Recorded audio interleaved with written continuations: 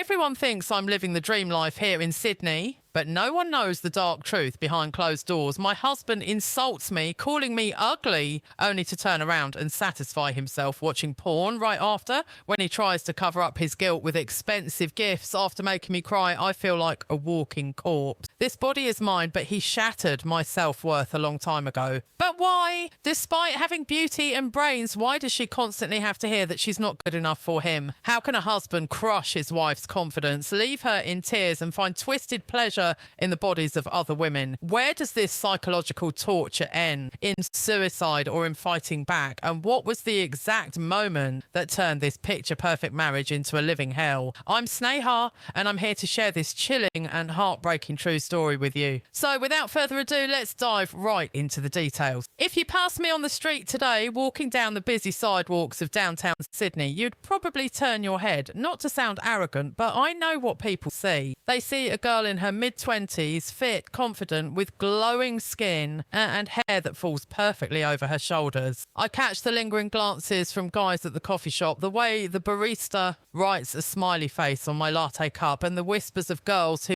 wonder where I bought my outfit. To the outside world, I am the picture of a modern, successful, happy woman. I'm the girl who has it all. The grades, the looks, the energy. And if you checked my social media, you'd be even more convinced. You'd see the photos of me and my husband. He's handsome, educated, successful, a corporate high flyer. In the captions, he calls me his queen, his dream come true. He comments on my selfies with heart eyes emojis and tells the world that he won the lottery the day he married me. At dinner parties, he holds my hand tightly, almost possessively, and tells his friends, I still can't believe she chose me. Look at her. She's out of my league. Everyone smiles. They toast to our love. They tell me I'm so lucky to have a man who worships the ground I walk on. But they don't see what happens when the party ends. They don't see the moment the front door clicks shut and the lock turns. They don't know that the man who shows me off like a shiny trophy in public is the same man who dissects my soul piece by piece in private. It's a strange kind of torture living two lives. In one, I am a goddess. In the other, I am dirt. It started subtly, so subtly that I thought I was imagining it. He works in a different state most of the time, so our marriage lives and breathes through the glowing screen of a smartphone. FaceTime, WhatsApp, late night calls. That's our reality. You would think that distance would make the heart grow fonder, right? That missing someone would make you crave their smile, their voice. Last Tuesday, I was feeling particularly good. I had just come back from a run along the harbour.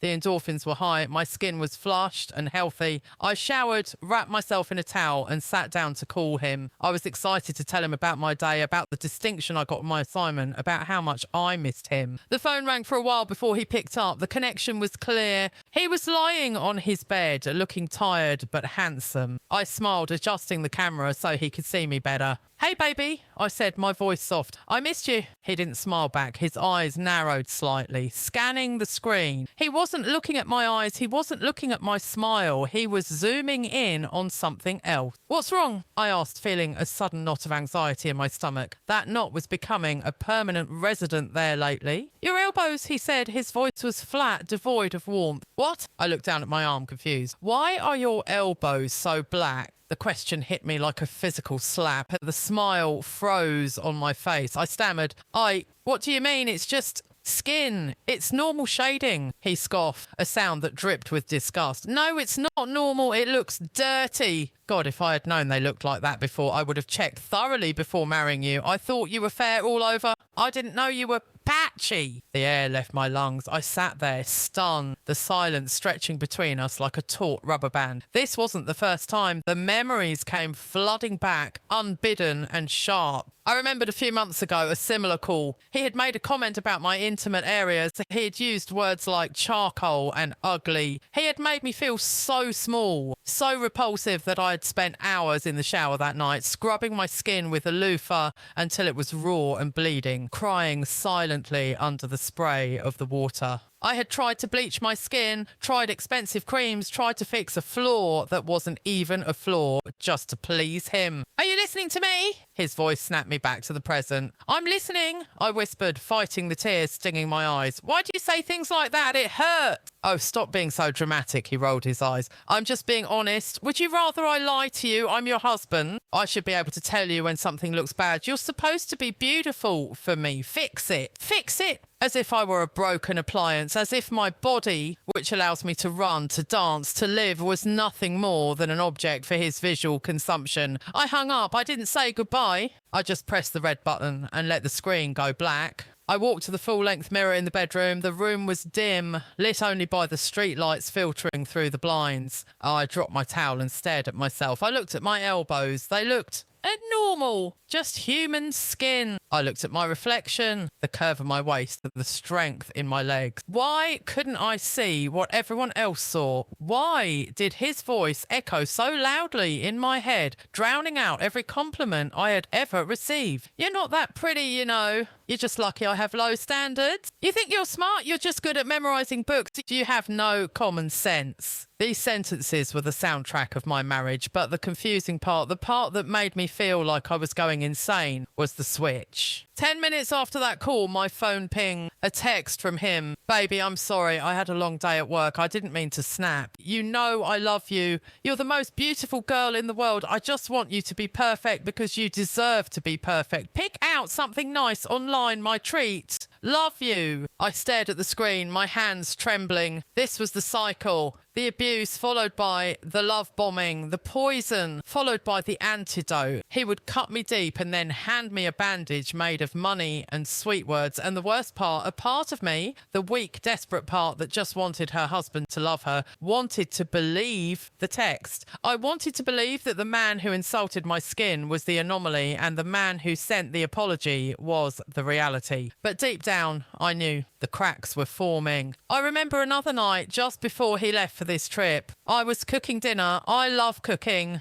It's therapeutic for me. I had made a rich, spicy pasta dish. I was serving myself a second helping because I was starving after a long day at uni. He walked into the kitchen, grabbed a bottle of water and leaned against the counter, watching me eat. I smiled at him, a forkful of pasta halfway to my mouth. Careful there, he chuckled. It sounded like a joke, but his eyes were cold. What? I asked, chewing. You're packing it on, aren't you? He poked my side, right where my waist curves. Look at that. If you didn't eat rice or carbs for like 10 or 12 days, nothing would happen to you. You've got enough reserved fat to survive a famine. I stopped chewing. The food suddenly tasted like ash in my mouth. I put the fork down. I'm a size 6, Ryan. My doctor says I'm perfectly healthy. Actually, I'm on the lower end of my BMI. Relax. He threw his hands up defensively. God, you have zero sense of humour. It's dark humour, babe. Learn to take a joke. You're so sensitive lately. It's exhausting. Exhausting. He found me exhausting. I pushed the plate away. I didn't finish dinner that night. In fact, I barely ate for the next 3 days. I drank water and ate cucumbers, terrified that if I took a bite of anything substantial, he would see it and judge me. I wanted to disappear. I wanted to shrink until I took up no space at all. Maybe then he wouldn't find anything to criticise. The irony is, when I go to campus, I have guys chasing me, literally. Just last week, a guy from the engineering faculty stopped me in the hallway to ask if I was single. When I told him I was married, he looked genuinely heartbroken. He must be a king, the guy had said, to deserve someone like you. If only he knew. The king was currently miles away, likely scrolling through his phone looking for the next thing to tear apart about me. Tonight, the silence in the apartment is deafening. I'm sitting on the edge of the bed, staring at the phone. It's been an hour since the elbows comment and the subsequent apology text. I haven't replied. I feel a strange sensation in my chest, not just sadness, but a simmering hot anger. It's a new feeling. Usually I just feel shame, but tonight, looking at my own reflection in the darkened window, seeing the tears dry on my cheeks, I feel something shifting. Why does he do this? Why does he need to break me to feel like a man? And then a thought crosses my mind. A thought so dark and terrifying that I try to push it away. He projects. That's what they say in psychology class, right? People project their own insecurities and secrets onto others. If he is so obsessed with my body, with my flaws, with my physical perfection, what is he doing with his body body. What is he looking at when he's not looking at me? He always tells me, you don't know a man's needs. My drive is high. I struggle to control it. He uses that as an excuse for his irritability. But when we are together,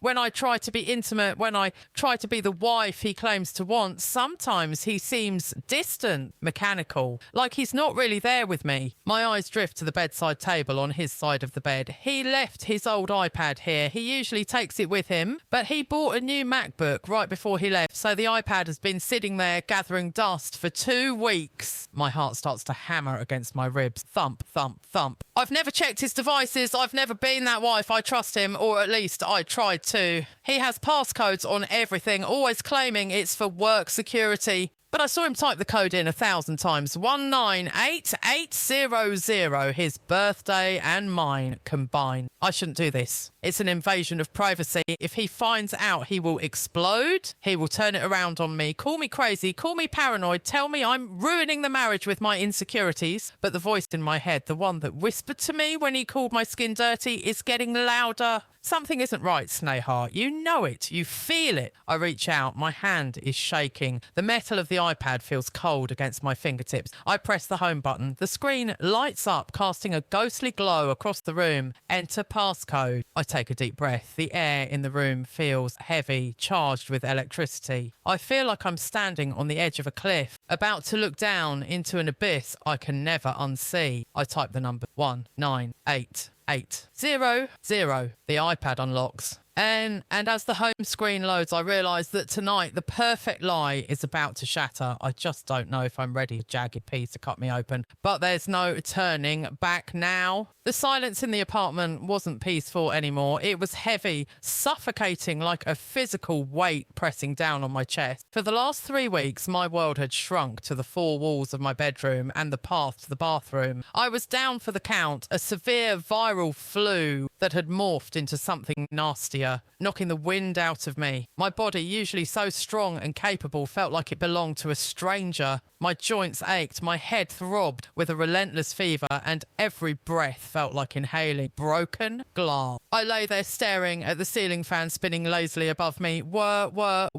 It was 2 p.m. on a Tuesday. I should have been in my advanced macroeconomics lecture. I should have been grabbing an iced coffee with Sarah and Mike after class. Instead, I was wrapped in 3 layers of blankets, shivering uncontrollably, my teeth chattering in a rhythm I couldn't stop. My phone sat on the nightstand, ominously quiet. Earlier that morning, my friend Jessica had dropped off a container of chicken soup and some Gatorade at my door. She didn't come in. I told her not to. I didn't want her to get sick. But she texted me every 2 hours. You okay, babe? Need meds? Need me to call a doctor? My professors had emailed me, concerned about my absence. Even the guy who runs the corner deli asked my neighbour where the smiley girl had been. Everyone seemed to care, everyone except the one person who had vowed to care in sickness and in health. I reached for my phone with a trembling hand. I scrolled up through our WhatsApp chat. The last message from Ryan was from yesterday. Sending money to your account, buy something nice. That was it. No, how is your fever? No,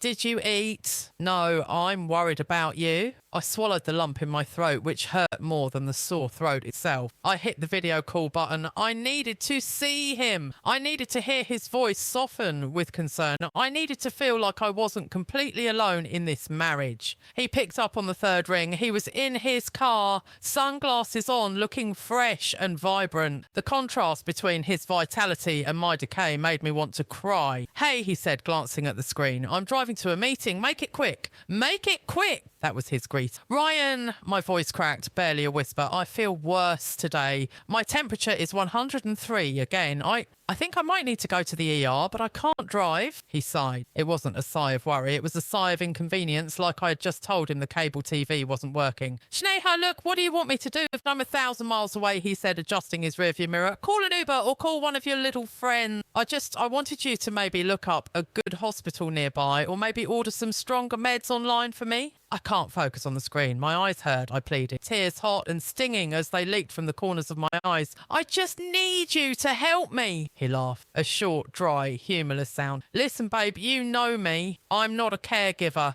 It's not in my DNA. I don't do the whole nursing thing. It makes me uncomfortable. You're a big girl. Handle it. Handle it. I'm your wife, I whispered. But he was already talking about something else. There's something about a deal he was closing, about how busy he was. I gotta go. Meeting starts in 5. Text me when you're alive again. The line went dead. Text me when you're alive again. I let the phone drop onto the mattress. I curled into a fetal position, the cold sheets feeling like ice against my feverish skin. The physical pain was excruciating, but the emotional hollowness was worse. It was a void that sucked everything good out of me. In my fever-hazed mind, memories started to drift in and out uninvited. The room spun, and suddenly I wasn't in my bed anymore. I was back in that high-end boutique downtown 6 months ago. I remembered it so vividly. It was our anniversary. We were shopping. I had spotted it on a mannequin, a stunning deep red evening gown. It was velvet with a slit up the leg and an elegant neckline. It was the kind of dress that makes a woman feel like a movie star. Ryan, look, I had said, grabbing his arm, my eyes sparkling. Isn't that gorgeous? I want to try it on for the gala next week. He had looked at the dress, then looked at me. His face twisted into a grimace like he had smelled something rotten. Red? He asked, his voice low so the sales assistant wouldn't hear.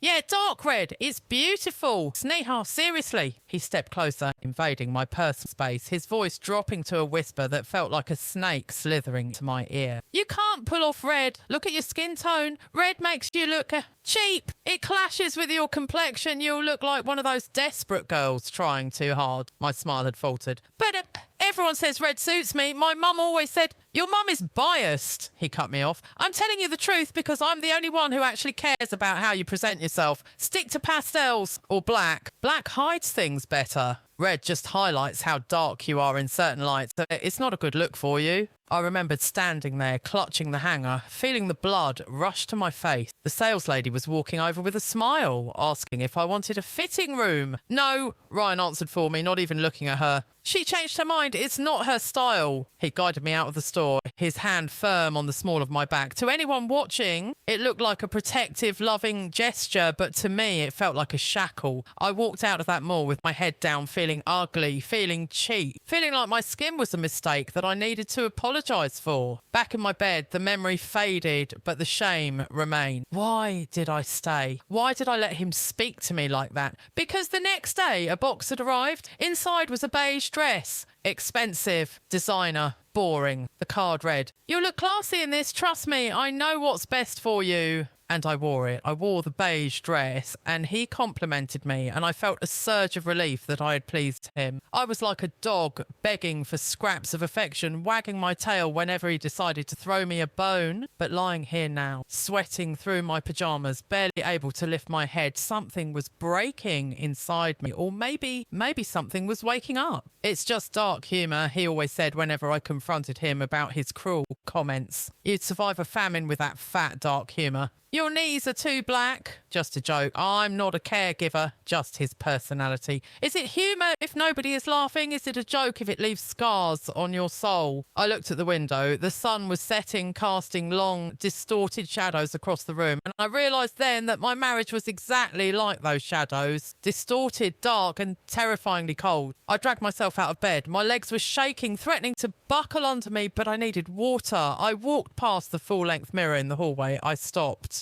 I looked like a wreck, pale lips, dark circles under my eyes, hair matted. But strangely, I didn't see the ugly girl Ryan saw. I saw a survivor. I saw a girl who had been fighting a virus alone for weeks while her husband lived his best life in another state. I went to the kitchen, poured a glass of water and drank it greedily. Then I saw it on the kitchen counter where I had left it this morning before crawling back to bed, the iPad. Ryan's old iPad. In chapter 1, I had unlocked it. I had seen the home screen, but then the fever had spiked and I'd passed out before I could dig deeper. I had been too weak, too afraid of what I might find. But now, after that phone call, after being told to text me when you're alive again, the fear was gone, replaced by a cold, hard resolve. I wasn't just a sick wife anymore. I was a woman who was done being gaslit. I took the iPad back to the bedroom. I sat on the bed, propped up against the pillows. The screen glowed in the semi-darkness, illuminating my face. My thumb hovered over the browser icon. Safari, I knew what he told me. He told me he was a man of high standards. He told me he criticised my body because he wanted me to be perfect. He made me feel like I was the problem, that if I was just a little fairer, a little thinner, a little more perfect, he would be satisfied. If I opened this history, there was no going back. Ignorance is bliss, they say, but ignorance is also a cage, and I was tired of being in a cage. I tapped the icon. The browser opened. The last visited page was still there. My breath hitched. The glass of water nearly slipped from my hand. It wasn't just porn. I could have handled porn. Every guy watches porn, right? That's what society tells us. But this was different. The search history was a long, scrolling list of timestamps. And as I looked at the dates, a chill ran down my spine that had nothing to do with the flu. October 12th, 11:45 p.m. October 14th, 1:30 a.m. October 15th, 12 a.m. I froze. October 15th. That was the night of the elbow argument. That was the night he had made me cry about my skin colour, made me feel so insecure that I couldn't even look at myself in the mirror. I looked at what he had searched for that night. My eyes widened. My heart hammered against my ribs like a trapped bird. The videos, the women in the videos, they didn't look like the perfect image he forced onto me. They weren't the pale, stick-thin, airbrushed models he claimed to admire. They were... I felt bile rise in my throat, not out of disgust for the women, but out of the sheer, overwhelming hypocrisy of the man I called my husband. I clicked on the history tab to see the full timeline, and what I saw next made me realise that my entire marriage, every insult, every tear I shed over my body was based on a lie so twisted, so manipulative that it bordered on sociopathic. The screen blurred as tears filled my eyes again, not tears of sadness this time, but tears of rage. You want dark humour, Ryan? I whispered to the empty room, my voice trembling with a newfound dangerous energy. I'm looking at the punchline right now, and I was about to find out just how deep the rabbit hole went. I swiped to his Instagram app. It was logged in. The explore page loaded. And that's when my world didn't just crack, it shattered. The light from the iPad screen was blinding in the dark bedroom, a harsh artificial square of white that felt like an interrogation lamp. My heart was pounding so hard I could hear the blood rushing in my ears, a whoosh-whoosh sound that drowned out the hum of the air conditioner. My thumb hovered over the screen. I felt like an intruder in my own life, a spy in a marriage I thought was built on transparency. But transparency was a lie. I knew that now. The Instagram app opened. I wasn't looking at my feed. I was looking at his. The explore page. You know how the algorithm works. It shows you what you interact with, what you linger on, what you search for when you think no one is watching. It's a digital mirror of your subconscious desires. And I expected to see, I don't know, maybe soccer highlights, tech reviews, maybe some travel photography. Ryan always talked about how much he loved clean, minimalist aesthetics. He curated his life to look like a spread in a GQ magazine. What stared back at me was a mosaic of flesh. It was a wall of women, but not just any women. My breath hitched in my throat, a sharp, jagged intake of air that hurt my flu-ravaged lung. Ryan had spent the last 2 years tearing me down for my complexion. He had called my elbows dirty. He had told me my knees were too dark. He had made me feel like my brown skin was a defect, something to be scrubbed away or hidden under long sleeves. He had conditioned me to believe that he only found value in pale porcelain perfection. But the women on his explore page, they were stunning. They were confident, and the vast majority of them had skin tones exactly like mine, or darker. I scrolled, my finger trembling uncontrollably. It was an endless stream of thirst traps. Women in lingerie, women in bikinis, women dancing in tight clothing. And it wasn't just the skin tone. You're getting fat, he had said to me just last week, poking my waist. I like fit girls, toned, skinny. Yet the algorithm told a different story. The women filling his screen were curvaceous. They had thick thighs, soft bellies, hips that rolled when they moved. They were the very definition of the body type he shamed me for having. I felt a wave of nausea so strong I had to close my eyes for a second. The room spun. It wasn't just the hypocrisy, it was the calculated cruelty of it. He didn't hate my body. He consumed bodies like mine online. I opened a few of the profiles he followed. There were hundreds. Baddies, Insta models, OnlyFans creators. I clicked on one video.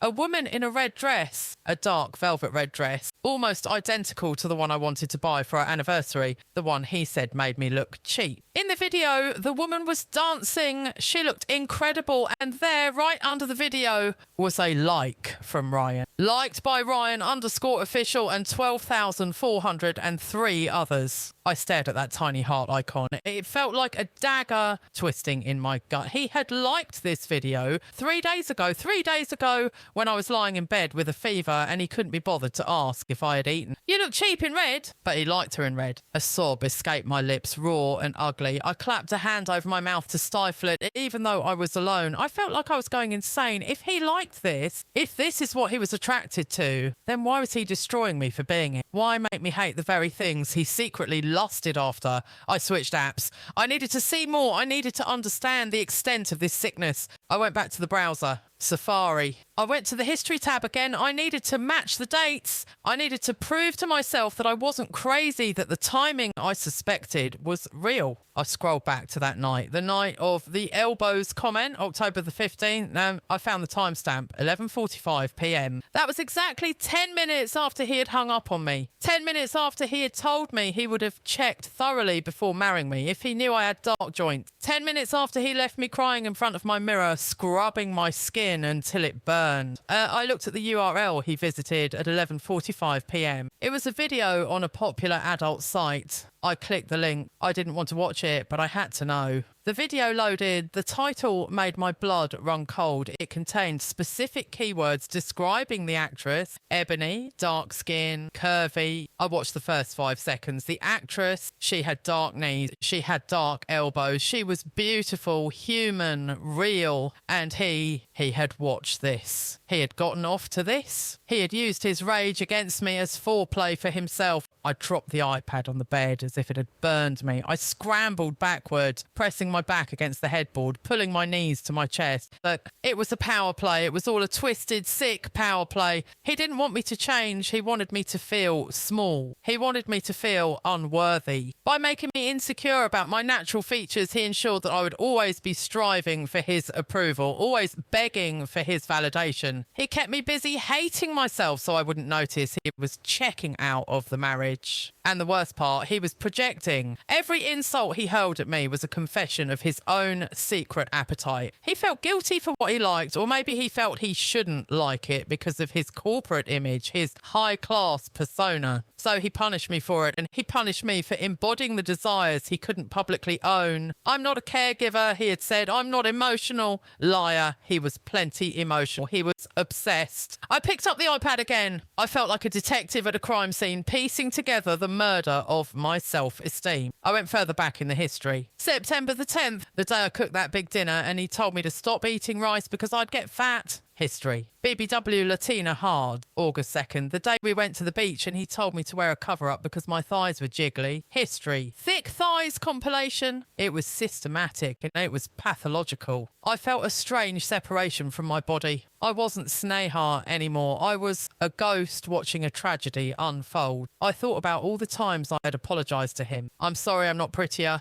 I'm sorry I gained 2 pounds. I'm sorry my skin isn't glowing today. I had apologised for existing. And all the while he was using my tears as lubricant for his fantasies with other women. Then I saw something that stopped my heart completely. A folder in his bookmarks. It was labelled simply Work Docs, but it was in the private browser section. Why would work documents be there? I clicked it. It wasn't documents. It was a collection of saved links, and not just porn sites. These were specific profiles, social media profiles. I clicked the first one. It was a Facebook profile of a girl. She looked young, maybe my age. She lived in Toronto. She was gorgeous. Dark hair, olive skin. I clicked the next one. A girl in Melbourne. I clicked the third one. My breath caught. It was me. But it wasn't my current profile. It was my old Instagram account from before we got married. The one I had deactivated because he told me it was too attention-seeking and that I should have a private, respectable account as his wife. He had bookmarked my old photos where I was laughing, wearing shorts, looking carefree, photos where I looked exactly like the girl he now claimed to despise. He was hoarding images of the old me while actively destroying the current me. I felt a sudden surge of adrenaline that cut through the fever haze.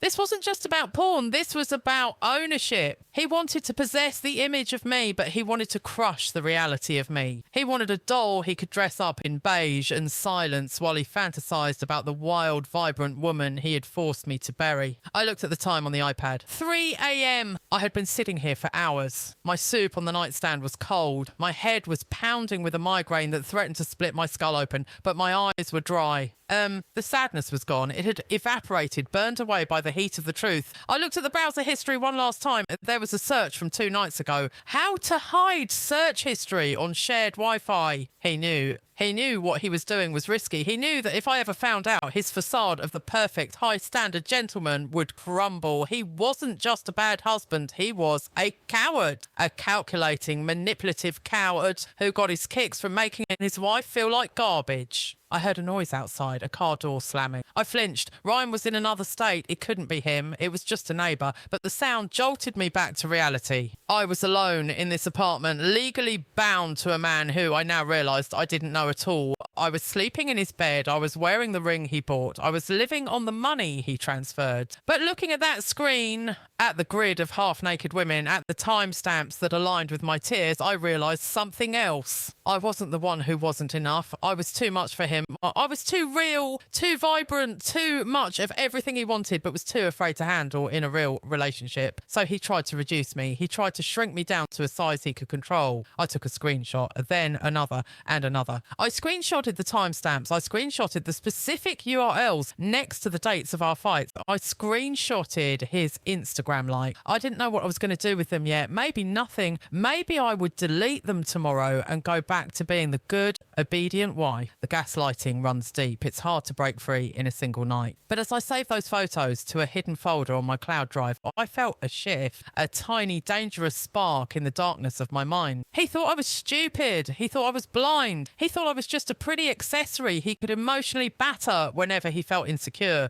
You don't know a man's needs, he liked to say. Well, Ryan, you don't know a woman's rage. I closed the iPad. I wiped my fingerprints off the screen with the edge of my blanket, careful to leave it exactly as I found it. I placed it back on the kitchen counter, angled precisely as it had been. I walked back to the bedroom. I caught my reflection in the hallway mirror again. This time I didn't look at my elbows. I didn't look for fat. I looked at my eyes. They were dark, deep, and burning with a fire I hadn't seen in years. I wasn't just going to survive this flu. I was going to survive him. I climbed back into bed, pulling the duvet up to my chin. My body was still shivering, but my mind was razor sharp. I picked up my phone. I opened WhatsApp. I saw his last message. Text me when you're alive again. I didn't reply. Instead, I opened my calendar. I looked at the date he was supposed to return. 2 weeks. 2 weeks. That was plenty of time. I closed my eyes, but I didn't sleep. The images from the screen burned behind my eyelid. The red dress, the dark skin, the lie. The game had changed. He thought he was the player and I was the pawn, but he forgot one thing about chess. The queen is the most powerful piece on the board, and this queen was done playing nice. Tomorrow I would get out of bed. Tomorrow I would wash my hair. Tomorrow I would start planning. But for now, I lay in the dark, listening to the silence, knowing that the man who claimed to love me was actually my biggest enemy, and he had no idea that I knew. The scariest thing wasn't what I found on the iPad. The scariest thing was how calm I felt now that I knew the truth. It was the calm before the storm. The apartment felt like a mausoleum. 3 days had passed since the delivery of the apology boxes. The red sari was still sitting in its box on the dining table, the lid half open, looking less like a gift and more like a pool of blood I was afraid to touch. The Jimmy Choo heels were still wrapped in tissue paper. The biryani had gone into the fridge and eventually into the trash, untouched. I couldn't eat, I couldn't sleep, and worst of all, I couldn't stop the voices in my head. They weren't my voices, they were his. You look cheap. I'm not a caregiver. Text me when you're alive again. It was a Friday night. Sydney was coming alive outside my window. I could hear the distant hum of traffic, the faint bass of music from a passing car, the sounds of people going to dinners, dates and movies. People living their lives. But I was stuck in a time loop of humiliation. I looked at the mirror. I hadn't washed my hair in 4 days. My eyes were sunken, rimmed with dark circles that no concealer could hide. I looked like the ghost of the girl who used to captain the volleyball team. I looked like the ugly thing Ryan Ryan said I was. Maybe he's right, a treacherous whisper snaked through my mind. Maybe you are unlovable. Maybe you are just a burden. The walls of the apartment started to close in. The air felt thin, recycled, stale. I needed to get out. If I stayed in this room for one more second staring at that red sari, I was going to scream until my throat bled. I grabbed my keys. I didn't grab a jacket. I didn't check my makeup. I just took my car keys and walked out the door, leaving the lights on, leaving the phone on the charger. I didn't want to be reached. I didn't want to be found. I got into my car, a sleek white sedan that Ryan had insisted we lease because it looked good for his image. Everything in my life was for his image. I started the engine. The dashboard lit up, casting a blue glow over my hands on the steering wheel. My knuckles were white. I drove. I didn't have a destination. I just needed motion. I needed to feel like I was moving away from the toxicity, even if I had nowhere to go. I emerged onto the highway, the M1, heading north, away from the city lights, away from the suffocating pretense of my perfect life. The road was wide and open. The street lights flickered past like a strobe light. Orange, black, orange, black. I pressed my foot down on the gas pedal. 60 miles per hour, 70 miles per hour, 80 miles per hour. The car hummed, a low, powerful vibration that travelled up my legs and settled in my chest. It felt good. It felt like control. For the first time in weeks, I was the one dictating the speed. I was the one deciding the direction. But as the speedometer climbed, my mind went to darker places. I thought about the last 2 years. I thought about the slow, methodical erosion of my soul. I remembered the first time he criticised my body on our honeymoon. We were in Bali. I was wearing a bikini, feeling the sun on my skin, feeling beautiful. He had looked at me, sipped his cocktail and said, "You should do more squats. Your glutes are getting a bit saggy." I had laughed it off then. I thought he was joking. I didn't know it was the first cut of 1,000 cuts. I thought about the nights I lay awake while he slept soundly, wondering what I could do to make him happy. Should I bleach my skin? Should I starve myself? Should I stop speaking altogether? Nothing is enough. The realization hit me like a physical blow. You will never be enough because the problem isn't you. But knowing that didn't stop the pain. The pain was a living thing clawing at my insides. It was the shame of being rejected by the one person who swore to cherish you. It was the humiliation of knowing he was lusting after women online who looked exactly like you while treating you like you were invisible. I was doing 90 miles per hour now. The wind roared outside the windows. The world was a blur of shadows and light. I looked at the concrete barrier separating the lanes. It looked solid, unforgiving. A terrifying thought bloomed in my mind, seductive and sweet. If I just turned the wheel just a little bit to the right, it would all be over. No more insults, no more dark humour, no more lonely nights wondering why I wasn't pretty enough, no more pretending to be happy for the neighbours, no more pain. It would be so easy, a flick of the wrist. A crash, then silent, eternal, peaceful silence. Tears blurred my vision. The road ahead became a watery smear. Why? I screamed into the empty car. Why did you marry me if you hate me? Why? My voice cracked, raw and broken. I was sobbing now, my whole body shaking. I thought about the text he sent. Text me when you're alive again. If I die tonight, I thought bitterly, he'll get exactly what he wants. He'll be the tragic widower. He'll cry at my funeral. He'll tell everyone how much he loved his beautiful wife. He'll get all the sympathy, all the attention. And then, after a few months, he'd move on. He'd find another girl to break, another girl to mould.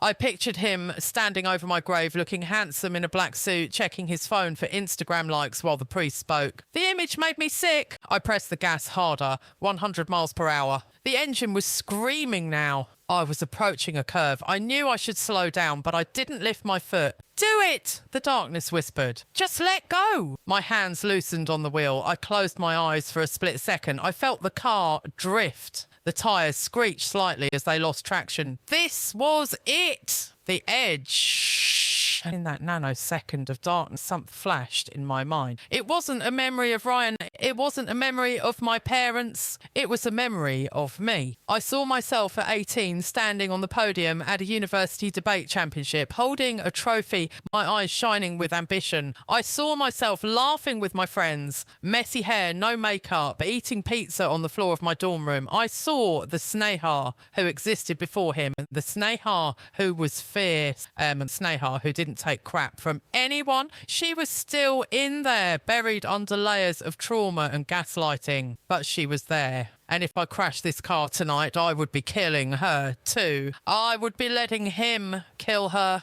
If I died tonight, he won. He would get to write the ending of my story. He would get to define who I was. Hell no. My eyes snapped open. I gripped the wheel with a strength I didn't know I had left. I slammed on the brakes. The car shuddered violently. The tyres screamed against the asphalt, the smell of burning rubber filling the air. The back of the car fishtail, swinging dangerously to the left, then the right. I fought the steering wheel, wrestling the 2 tons of metal back into control. I skidded onto the shoulder of the highway, gravel crunching loudly under the tyres. The car jerked to a halt inches away from the guardrail. Silence. The engine cut off. I sat there breathing hard, my chest heaving. My hands were shaking so badly I couldn't unclench them from the wheel. I looked out the window. Below the highway, the city lights twinkled indifferently. I was alive. I let out a guttural scream, a sound of pure, unadulterated release. I screamed until my lungs burned. I screamed out the fear, the sadness, the anger.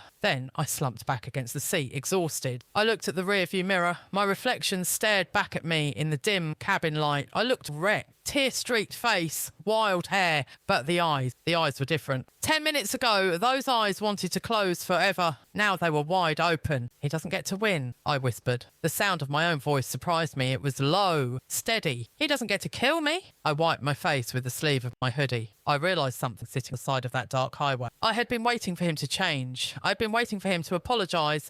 I'd been waiting for the old Ryan to come back. But the old Ryan never existed. That was the character he played to trap me. The real Ryan was the man who looked at porn while I cried. The real Ryan was the man who shamed me for my skin. And I had been waiting for permission to leave. I had been waiting for permission to be happy. I didn't need his permission. I turned the key in the ignition. The engine roared to life, steady and reliable. I wasn't going to crash. I wasn't going to die. I was going to go back to that apartment. I was going to eat. I was going to shower. I was going to put on my armour. Because now I had a secret weapon. He thought he had broken me. He thought I was weak. He thought I was just a wife waiting by the phone. He had no idea that on this stretch of highway, the weak, desperate wife had died and something else had taken the wheel. I merged back onto the road. I drove the speed limit. I was calm, terrifyingly calm. I drove back toward the city, toward the apartment, toward the life I was planning to dismantle brick by brick. As I pulled into the driveway, I looked up at our apartment window. It was dark. Okay, Ryan, I said softly to the empty night. You want a show? You want perfect? I'll give you a show you'll never forget. I walked into the building, the elevator taking me up, but I wasn't ascending to my home. I was ascending to the battlefield. And for the first time in 2 years, I wasn't afraid of him. I was only afraid of what I was capable of doing to get my freedom back. I woke up the next morning, and for the first time in weeks, the first thing I felt wasn't dread. It was air, just air, filling my lungs, expanding my chest and leaving my body. I was alive. I lay still in the centre of the king-size bed, the sheets tangled around my legs. The morning sun was slicing through the blinds, casting stripes of light across the room. Dust motes danced in the beams. It was quiet, the kind of quiet that usually made me feel lonely, but today it felt like a blank canvas. I sat up. My body felt heavy, aching from the tension of the drive last night, but my mind was strangely clear.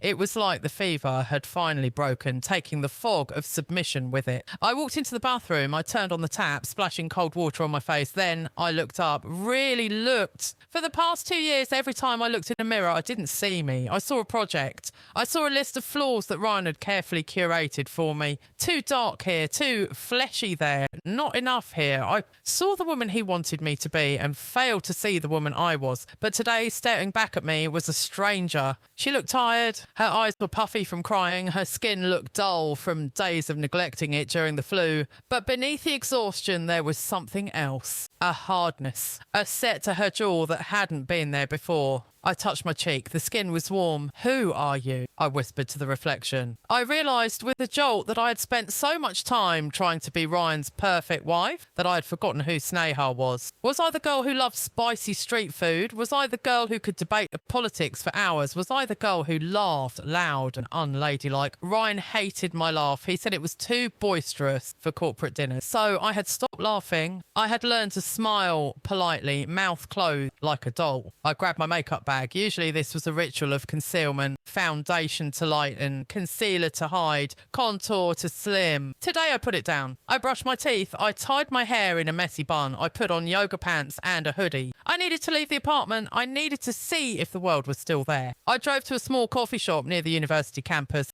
It wasn't the fancy, high-end cafe Ryan preferred, where the baristas judged your shoes. It was a student haunt, mismatched furniture, indie music playing too loud, the smell of roasted beans and old book. I ordered a black coffee and sat in a corner. A group of students was sitting nearby, laughing over a laptop, but a couple was arguing softly in the corner. Life was happening. Sneha! I jumped. I looked up to see Liam standing there. He was a guy from my marketing tutorial. Tall, messy blonde hair, kind eyes. We had worked on a group project last semester and he had always been respectful, almost shy around me. Oh, hey, Liam. I managed a weak smile. I haven't seen you around for weeks, he said, concern etching his forehead. He didn't just walk away. He pulled out a chair. Mind if I sit? Everyone's been worried. We heard you were sick. Yeah, I said, tracing the rim of my cup. It was a rough flu. You look, he paused, searching for the right word. I braced myself, tired, ugly, dark, intense, he finished, like you've been through a war. I laughed. It was a dry, rusty sound. You could say that. He looked at me, really looked at me. You know, we missed you in the debate prep. You're the only one who knows how to shut down the opposition without being rude. You have this presence. When you walk into a room, the energy shifts. It's a gift. I stared at him. Presence? Yeah, charisma, whatever you want to call it. You're brilliant, Sneha.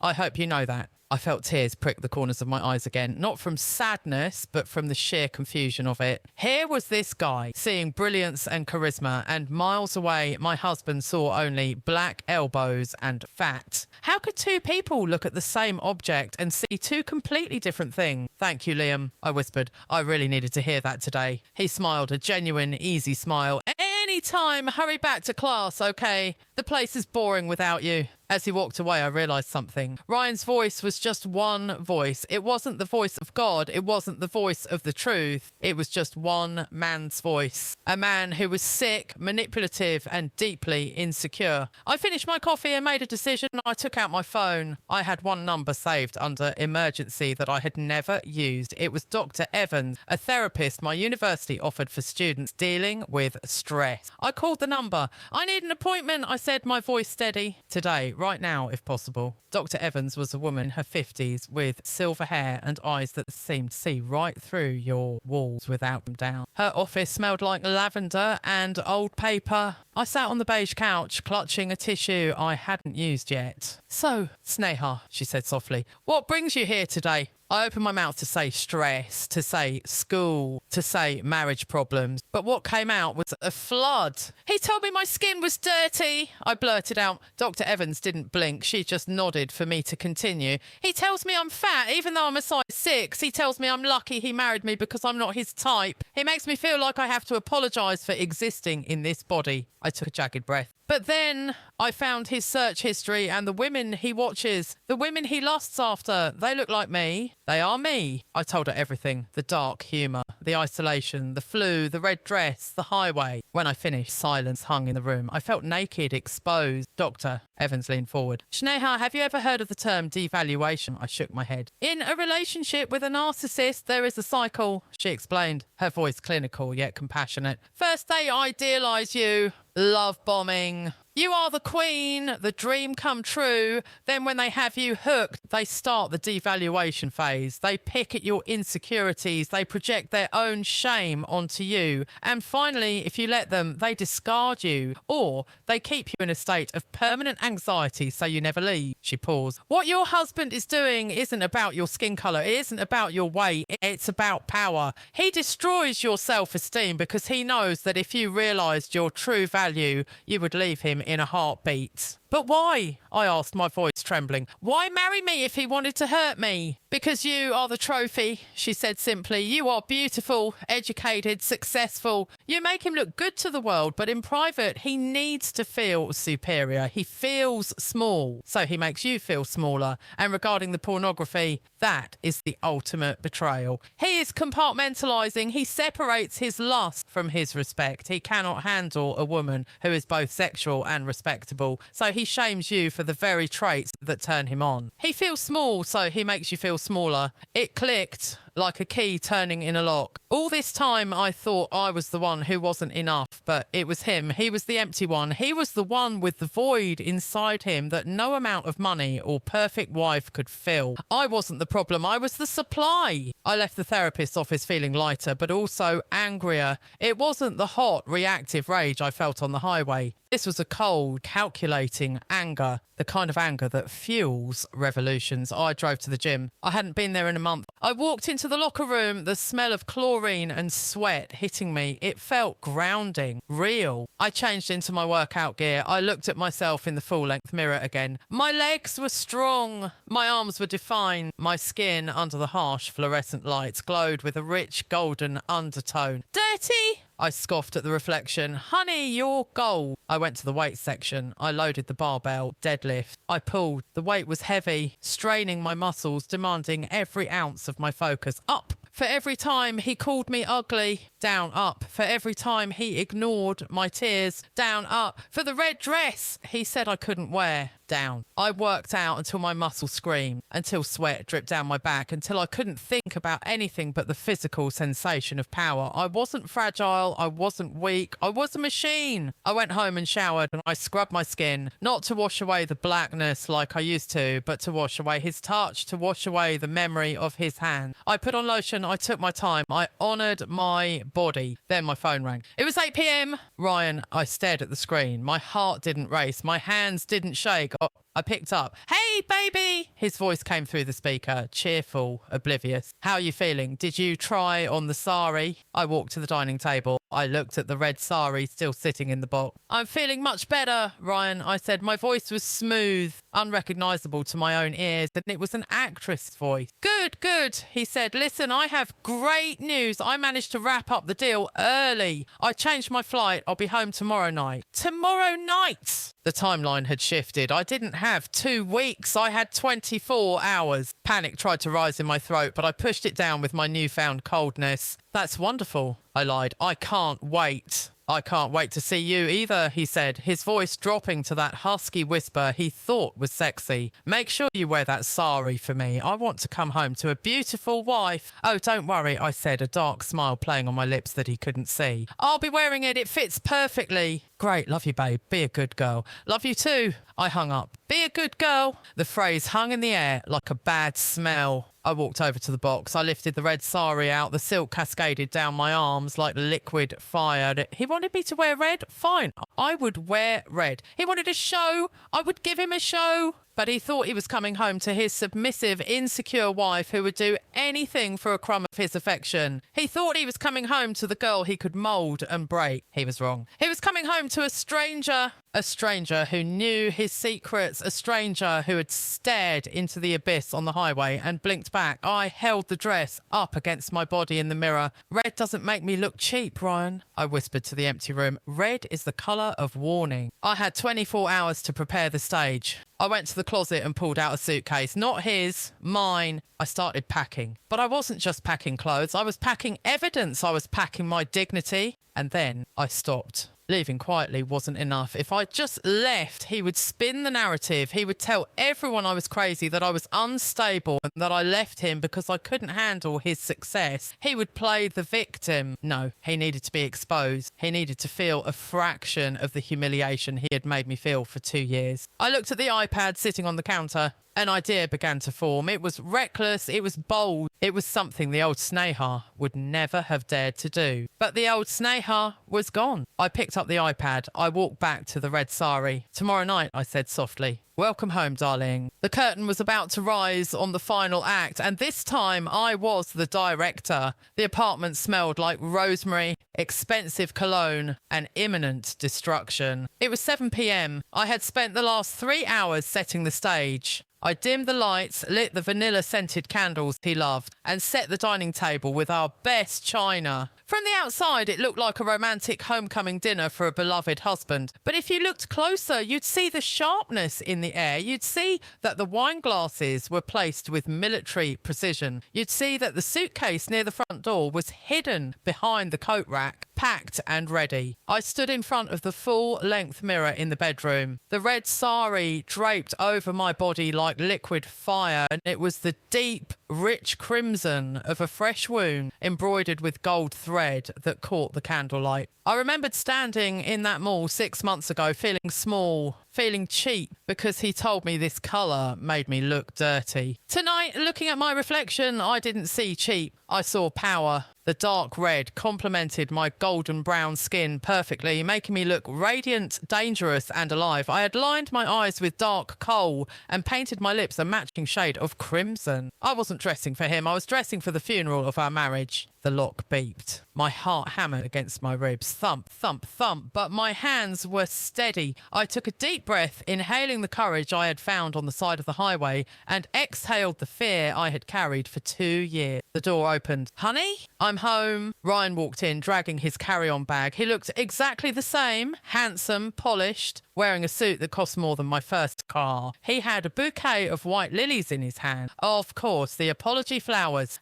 He looked up and saw me standing in the archway between the living room and the dining area. He froze. His eyes widened, scanning me from head to toe. For a second, I saw it, the raw, unfiltered lust. The same look I had seen in his eyes when he watched those videos. He wasn't looking at his wife. He was looking at his fantasy come to life. Wow, he breathed, dropping his bag. He walked toward me, a predator closing in on a meal. Sneha, you look incredible. He reached out to touch my waist. His hand felt hot against the silk. I told you that you'd look good if you just put in the effort. See? You look stunning. Red really pops on you tonight. The hypocrisy tasted like bile in my throat. Red makes you look cheap. That's what he said then. Now, because he was horny and guilty, Red was stunning. I didn't flinch. I let him touch me. It was the final test. Welcome home, Ryan, I said, my voice smooth, devoid of warmth. I wore it just for you, like you asked. He smirked, pulling me closer. I knew you were a good girl. I missed this. I missed us. He leaned in to kiss me. I turned my head. His lips grazed my cheek. He pulled back, a flicker of annoyance crossing his face. What's wrong? I just got back. Don't be moody. I'm not moody, I said, stepping out of his embrace. I just want to show you something first, before we eat. Show me what? You bought another dress. He laughed, loosening his tie. He walked over to the sofa and sat down, spreading his arms like he owned the world. Go ahead, model for me. I walked over to the TV console. I picked up the remote. It's not a dress, Ryan. It's a movie. A movie? Babe, I'm tired. Can't we just... It's a short film, I interrupted, my voice sharpening. It's about a man who loves dark humour.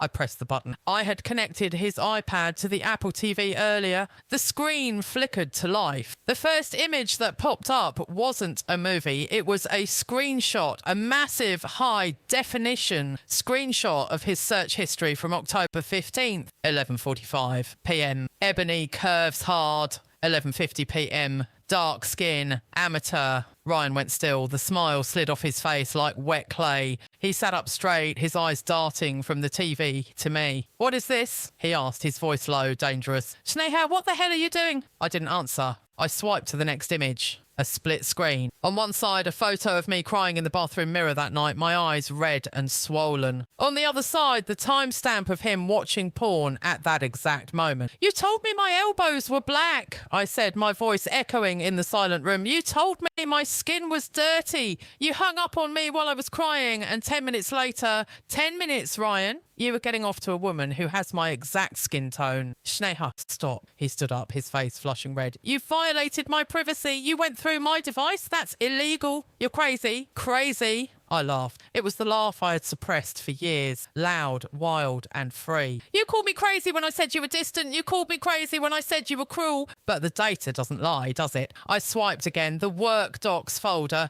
The pictures of my old self. The happy Sneha. You didn't marry me because you loved me, I said, taking a step toward him. He actually took a step back. You married me because I was a trophy, but you hated that I was real. You hated that I had a personality. So you tried to break me. You tried to make me feel small so you could feel big. You're blowing this out of proportion, he shouted, throwing his hands up. It's just porn. Every guy watches it. You're being a prude. I bought you that sari. I paid for this apartment. I gave you everything. You gave me an eating disorder, I screamed back, the anger finally exploding from my chest. You gave me anxiety. You gave me nights where I wanted to drive my car off a bridge. The room went dead silent. He looked at me shocked. You what? 2 nights ago, I said, my voice dropping to a whisper, and I was on the M1. I was doing 100 miles per hour and I almost didn't turn the wheel. He paled. For a second, I saw genuine fear in his eyes. Not fear for me, but fear of the scandal. Fear of being the husband whose wife killed herself. Sneha, baby, listen, he started, stepping forward, hands out.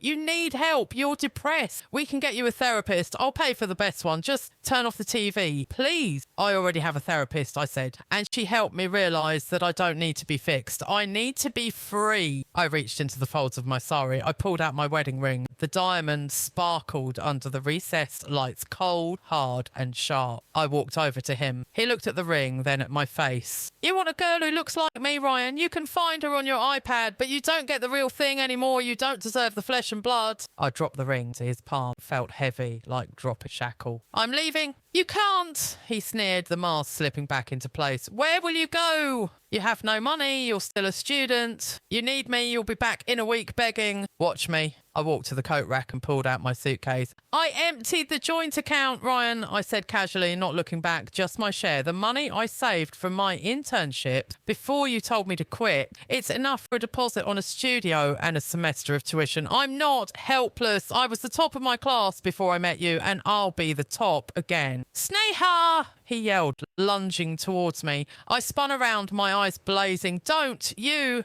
dare! There was something in my voice, a ferocity he had never seen before, that stopped him in his tracks. He looked at me in that red sari, standing tall, furious and magnificent, and he realised he had lost. He had pushed the mute button on me for too long, and now the volume was turned up to the max. I opened the door. The hallway air rushed in, cool and fresh. Oh, and Ryan, I paused, looking over my shoulder.